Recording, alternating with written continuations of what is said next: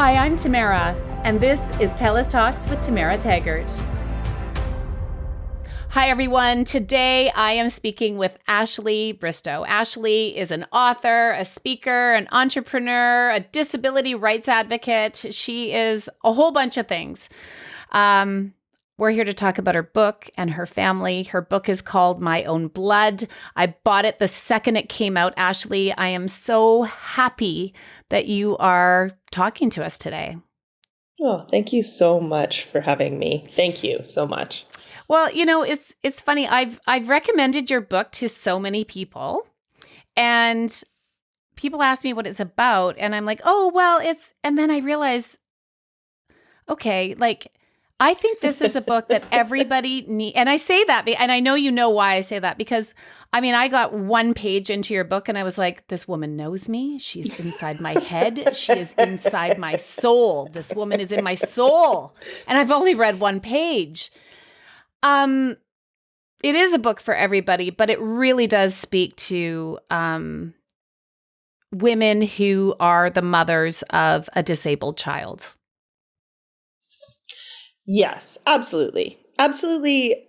Women, I've heard from hundreds of women from across North America, you know, like the Yukon to Labrador to Georgia, who have a child at home or have raised a child with disabilities, and often I'm contacted through Instagram and they say, I feel like you wrote my story, the things that I have thought and never said out loud. And that's really what I set out to do. So it's the most incredible compliment, number one, but also it's very horrifying because in some way I was so isolated and so angry at what it was happening to me that I was hoping in some bizarre way that I was writing this crazy fever dream that nobody else had gone through. I thought I was writing stuff down. I couldn't say it out loud to most people, anybody really.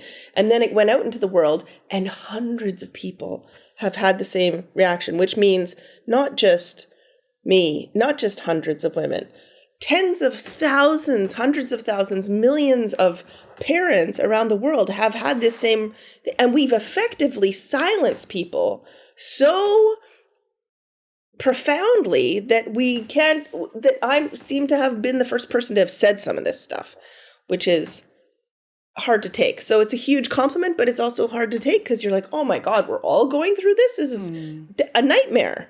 Mm-hmm. It is a nightmare. And for me, well, you know what? Before we get into what a nightmare it is, let's What a nightmare. No. Before we jump into the nightmare, let's explain for people that haven't read your book. They have no idea who you are. You live in Alberta. You have a beautiful family, and your son Alexander is really what. Well, he's the star of the show, really, you know, and I want to hear about him, and maybe you could fill us all in about, I mean, you can't even do the Coles Note version, but you know what I mean? Like, bring us up to speed on how this book happened. I know it took you 8 years to write. Yeah. So what happened was my son was born with a profound and rare chromosomal disability called Kleefstra syndrome. And we weren't anticipating it. I'd had an amniocentesis. Everything was apparently normal. And so we were anticipating our second child would come out, quote unquote, normal. And suddenly he was delivered. There were problems, and it was a mystery for 8 months until he was finally diagnosed. There were sort of signs and symptoms in the sense that he was slow to develop and didn't seem like he was paying attention. The story isn't about Alexander's journey. It really is the story of how I expected one thing to happen, and I was so slapped in the face with how different life was going to be for me that I went from, you know, a woman, I have lots of education, I have a great marriage, I have this gifted older child, I lived all over the world, I worked all over the world, I was continuing to do those things. And then suddenly I was manacled in place and told, none of your background, education, brains matter. You are the acceptable loss to keep this kid away from the rest of society. And it's 100% your responsibility that he doesn't die and that he thrives as much as he can, but we're not going to help you with any of that, but we're going to create a bunch of busy work and barriers between you and the assistance that you may or may not be able to chop down the doors to receive. And in the midst of all of that, that crazy cognitive dissonance of trying to save myself, trying to save my son, trying to save my family, my marriage, my relationships, my bigger community from this avalanche of craziness that had sort of fallen on us, I broke. And the story in the book talks about how I broke, but it's not just this like, oh, and then I got sad, and then I got despairing, and then I got suicidal. It's not a linear progress. It's really told in a way that I've been told people can really go, oh, I can see how this would happen to anybody. And I had all the advantages. There was no way the system was going to break me. I mean, I'm white, I speak English, I own my home, I have a stable marriage, I'm a cancer survivor, so the hospital system didn't scare me. My dad is a senior physician in Calgary and had lots of strings to pull for me. I only had one other child. I lived in the city that I grew up in, so I had a really profound network. And yet, I couldn't make the system function to help me or to help my son. And it was this invisible ableism and bigotry of low expectations that I'd carried around with me all my life up against the glass of, oh, now I'm inside it and no one can see how isolated I am. It's a feminist book, ultimately. It's a ferocious war cry and lamenting, screaming of grief around, what am I worth? What are you worth? What are we worth as the people who are caregivers? And we're finally starting to have this conversation in Canada. What are caregivers worth? We've never been worth very much, except we are worth the entirety of what we bring to the table. Like my possible contribution to society, any work or any money I could have made, any contribution to society was absolutely an acceptable loss. I have this thought that I carry around with me all the time. And what I've realized, my son is 14. My son has Down syndrome. And we didn't know when he was born that he was going, I had all the tests and all that, and everything's perfect, Tamara, and everything's great, and you don't have anything to worry about. So I didn't worry about anything. It was my first child. I didn't know what I was doing. I just did whatever the doctors told me to do. And then Beckett was diagnosed with Down syndrome about 5 days after he was born. And everything really changed after that, in the way the world treated me, in the way the world saw me, in the way the world saw my son. I noticed it. And much like your story, I had cancer also. When Beckett was 3, I was diagnosed with cancer. And so I have discovered that society places no value on disabled people. They don't serve a purpose as far as society sees, especially people with an intellectual disability or a developmental disability, because, they're not going to grow up to be a brain surgeon or a politician or a bus driver, or they're not going to be any of those things. So really, they can't contribute. And so let's just, put them all in an institution, or let's just put them all in group homes, or let's just make everything. This is how it feels from my point of view. is Canada, am I wrong? Like, is Canada a caring, wonderful place that protects our most vulnerable and offers, meaningful support for people who care for people with disabilities? Sorry, but no. Like, oops, sorry. Was that a question for me? Unfortunately, no. Right? No, like I no, we think are what I'm not. doing, I'm asking you, like, am I know what your answer is, but like, this is how I feel. Totes. And when you wrote it, I was like, okay, well, wait a minute now. Here's a Yeah. woman in another province. So maybe this is a BC thing, my experience. Maybe it's just British Columbia. No. Or maybe they're nicer in Quebec. They're kind of more socialist. Don't they have $4 a day daycare? Or maybe the Maritimes are nicer to special needs kids. Aren't they smaller communities, tighter knit? No. I have to say that yes, some people are good to people with special needs, and some communities rally around individuals with special needs. But the most vulnerable in this society, not just disabled people, but the elderly, the homeless, the Indigenous populations across Canada. I mean, these groups have been groups. They're not groups of people. These are demographics that are very diverse, are actually functionally, effectively reviled. And you can see that systemically across Canada.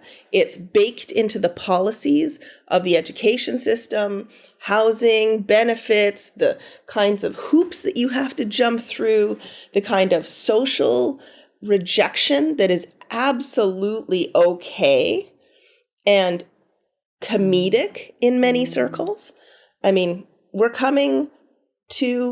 I hope we're coming to some kind of reckoning with the Indigenous question in Canada. Finally.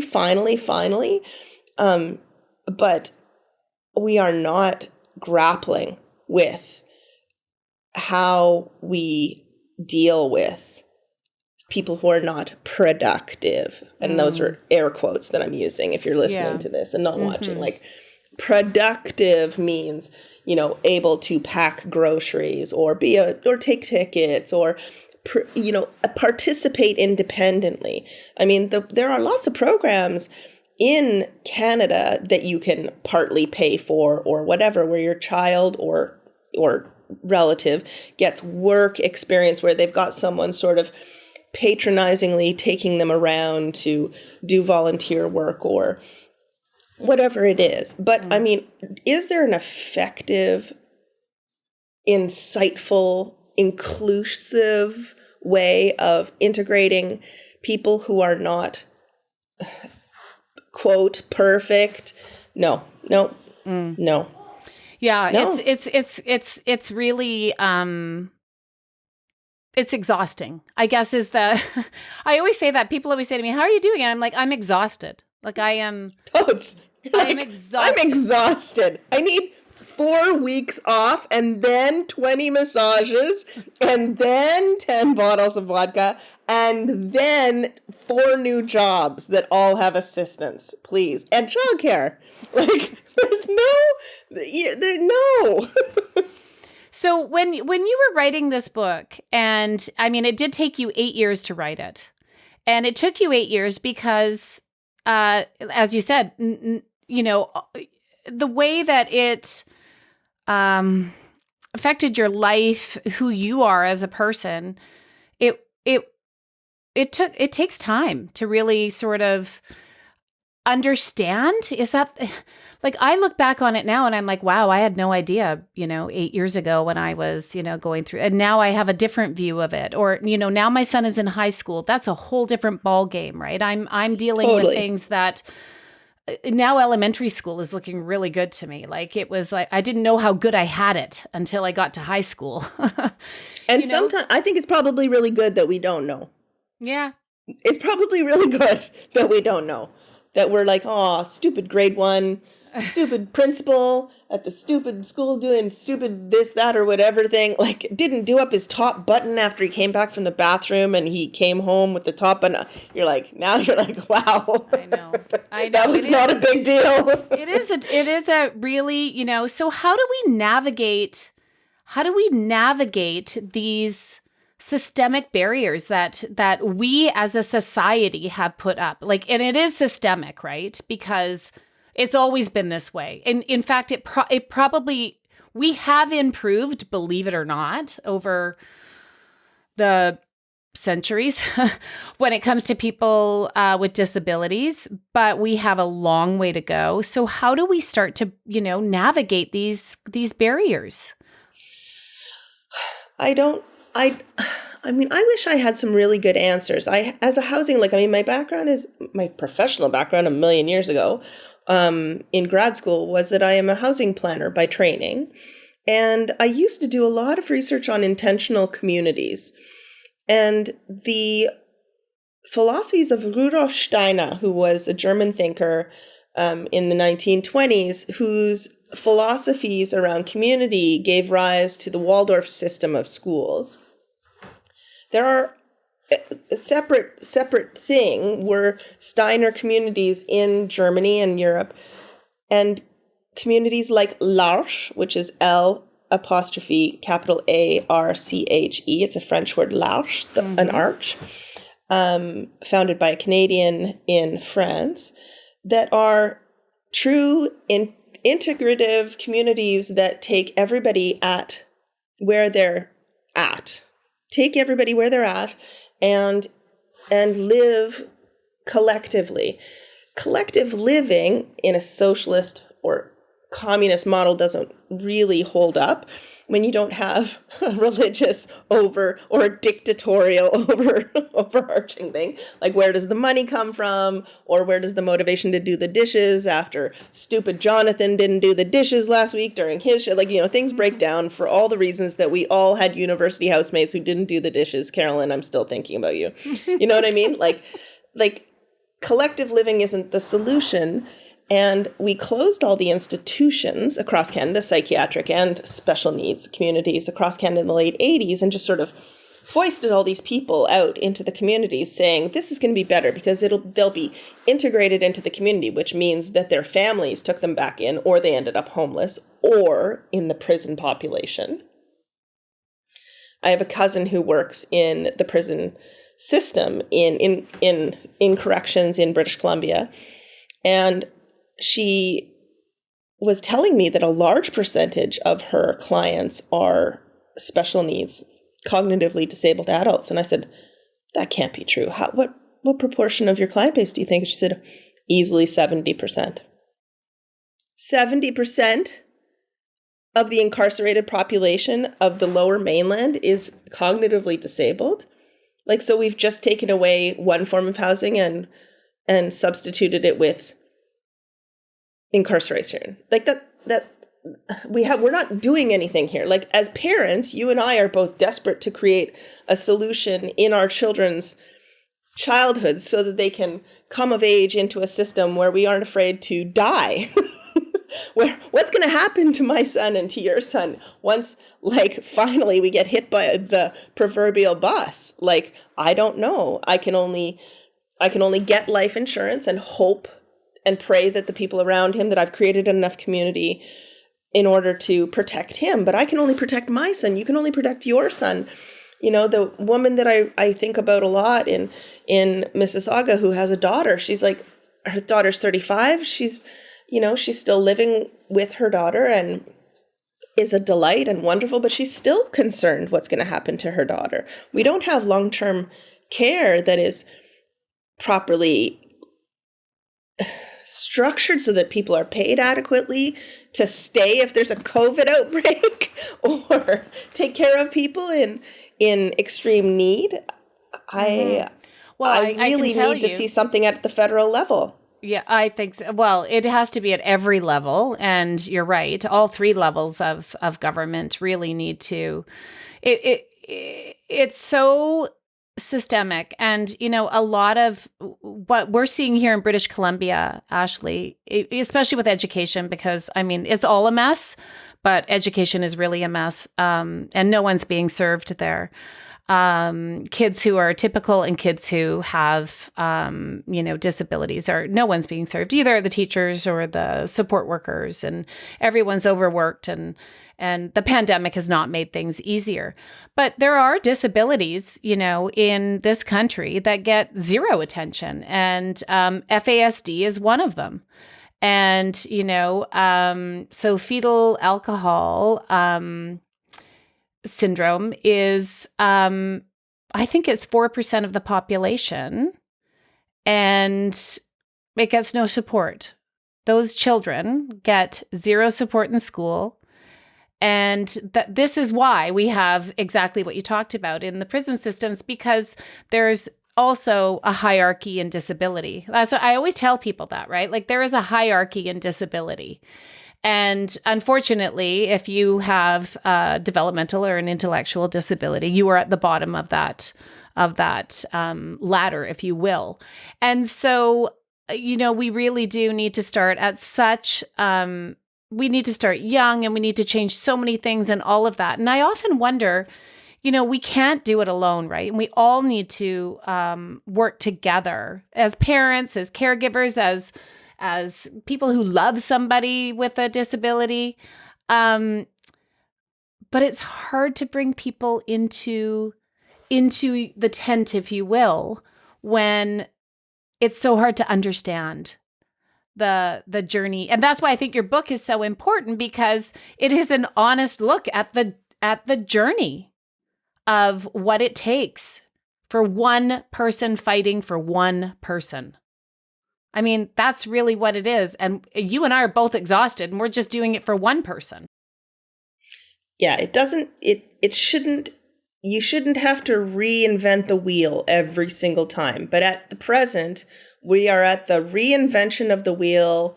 You reinvented the wheel. I reinvented the wheel. I want to go back to FASD. Fetal alcohol spectrum disorder has been the passion of Dr. Gail Andrew at the University of Alberta for many years. And she has been training people for the last several decades at the Glenrose Medical Center, which is a specialized center at the University of Alberta Medical School in FASD, and the specializations that you need to take into account. She does a lot of policy work and lobbying of policy professionals to bring FASD to the attention of people who can make a difference at that structural, political, educational, governmental level. And hats off to her. Dr. Gail Andrew was educated in the 60s at McGill when she was one of the few medical students going to McGill. Her uncle wanted her to be a secretary. And she was like, I'm going to be a doctor, and I'm going to be a neonatologist. And she put my book, My Own Blood, onto the curriculum at the University of Alberta Medical School's developmental pediatrics rotation just a couple of months ago. And so I'm proud that doctors will be able to, will have to be forced to read this book, because nobody wants to go through this. Everybody says, well, what do you want, a girl or a boy? And it's like, oh, I don't care, so long as it's healthy. And then what happens if it's not healthy? Do you still want it? You know what I mean? And that, we don't talk about that. We don't talk about what happens if. Our society really shies away from what happens if. When what if happens to tiny children, and the main people who have to pick up the slack or absorb the vast amounts of work are women? We see silence. And I'm sorry, but this is misogyny baked right into how this society is structured. 100%. No, there's no doubt about it. I mean, I worked in news for decades, and a dog can get lost on the mountain, and it'll be the lead story for days until that dog is found. And I like dogs. I've got two of them. But, stories of, children not getting what they need and they are, disabled. Lucky if it even makes it on the news. So yes, we have a long way to go. Oh my God, I feel like we could talk for hours and hours and hours and try to figure this out. I do want to talk. Honestly, I got lots more to say. I know. I know you do. I do too, actually. I have a lot to say. But I do want to mention our, we always like to say thank you to our guests. And so we ask our guests to choose a Canadian charity that they care about. And we will give $500 to your chosen charity. And you chose the Alexander Fund via the Charitable Foundation for the Family, which is a foundation committed to helping communities. So wait, tell me a little bit more about that. Obviously, the Alexander Fund is Alexander, but how does that work? So Alexander, we didn't talk anything about what happens in the book, and that's okay. But part of what we did was we took Alexander to a place in Philadelphia that gave us a program of therapies and activities that essentially saved his life. Now, it wasn't the therapies that saved his life; it was us doing the therapies, 7 days a week, weeks and weeks and weeks, months and months on end. That saved his life and our lives. And in the midst of all of that, there was a lot of equipment that we had to buy. There were therapists that we brought on board, special speech pathologists and occupational therapists. And there's, feeding stools. And then of course I was not in the workforce anymore. So you take a family that has two breadwinners, and you introduced a disabled child and you take one breadwinner out. This person, who was my husband, is my husband. Working full time just doesn't cut it when all of the costs double and the money coming in falls apart. So we started a nonprofit society, and we have a board of directors that helps us raise money under the umbrella of the Charitable Foundation for the Family that provides the charitable tax receipt portion. And we pay for portions of Alexander's therapies that are beyond our capacity to pay for. So, for example, Alexander's feet are collapsing just as part of how his feet are growing. They are deformed. He can walk, but he is obviously very flat-footed, and he walks right on a bone that for you and me is in our ankle. So his feet are turned in profoundly. And so we have him in braces and what are called AFOs and SMOs, which are essentially like kind of acrylic leg braces with straps and stuff like that. And then there's special orthotics and special shoes. And none of that's covered by healthcare or even fully by extended benefits. And when you are a journalist, and a very fine journalist, the way Mr. Chris Turner, Alexander's father, is, you still don't get extended medical or a pension or disability benefits or dental or anything. We pay out of pocket for that, and it only covers a tiny portion of it. And so that's the kind of thing that Alexander's Fund helps us pay for. That's great. I love it. Well, the Alexander Fund is getting $500. So thank you. Yes. Thank you for being here. Okay. So Kit, tell me a little bit about Alexander. What's he up to these days? Sure. So Alexander is a very big fan of the Icelandic singer Björk. Many people pronounce her name Bjork, but the correct pronunciation is Björk. And he is a huge fan of her 2010 album Biophilia, on which the first single was called Moon. And we have an app that she put out, an app for this album, and Alexander got hold of this app years ago. I downloaded it on an iPad, and he became very interested in this song Moon. I think somebody who's a drummer that we know figured out that it's in 16/17 time. It's Ah. it's a very interesting but weird song. This is Alexander's favorite song by far. He listens to it daily.